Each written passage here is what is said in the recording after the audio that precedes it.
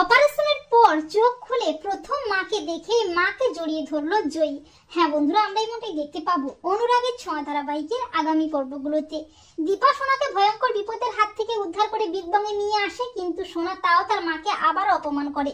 সূর্য এসে সোনাকে নিয়ে যায়, কিন্তু সোনার করা অপমানে ঘৃণায় দীপা আবারও ভেঙে পড়ে। অপরদিকে জয়ীর মনটা অস্থির হয়ে ওঠে অলির জন্য, এসজি এর জন্য। জয়ী মনে মনে ভাবে, অলি কেমন আছে আর এসজি বা কোথায়?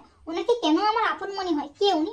ওনাকে দেখতে আমার খুব ইচ্ছে করছে, যেন মনে হচ্ছে আমি এক্ষুনি আমার চোখ দিয়ে এসজি কে দেখতে পাই। জয়ী সাক্ষ্যজিৎকে বলে, পাপা তুমি তো বলেছিলে আমার চোখটা খুব তাড়াতাড়ি অপারেশন হবে, তাহলে কেন করাচ্ছ না? সাক্ষ্যজিৎ বলে, জয়ী বেটা তোকে কেন এত অস্থির দেখাচ্ছে? জয়ী বলে, পাপা তুমি আমার চোখটা অপারেশনের ব্যবস্থা করো খুব তাড়াতাড়ি। বেশ কয়েকদিন পর সাক্ষ্যজিৎ জয়ীকে নিয়ে যায় চোখ অপারেশনের জন্য। জয়ী বলে, পাপা এসজি কেও নিয়ে যাও, কিন্তু আমি যেন চোখ খুলে এসজি কে দেখতে পাই। আর আমার বন্ধু অলিকেও বলেছি, অলিও আসবে। এরপর জয়ীর আবদারে সাক্ষ্যজিৎ দীপাকেও নিয়ে যায়, অলিও আসে। জয়ীর চোখ অপারেশন শুরু হয়ে যায়। বেশ কয়েক ঘন্টা পর অপারেশন সাকসেসফুল হয়। পরদিন দীপা, সাক্ষ্যজিৎ, সাক্ষ্যজিতের মা, এমনকি অলিও আসে। সাক্ষ্যজিৎ বলে, জয়ী বেটা আস্তে আস্তে চোখটা খোল, এবারে তুই গোটা দুনিয়াকে দেখতে পাবি।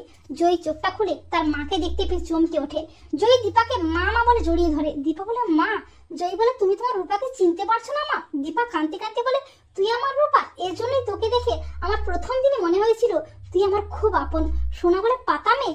রূপা বলে, তার মানে তুমি আমার হিংসুকুটি?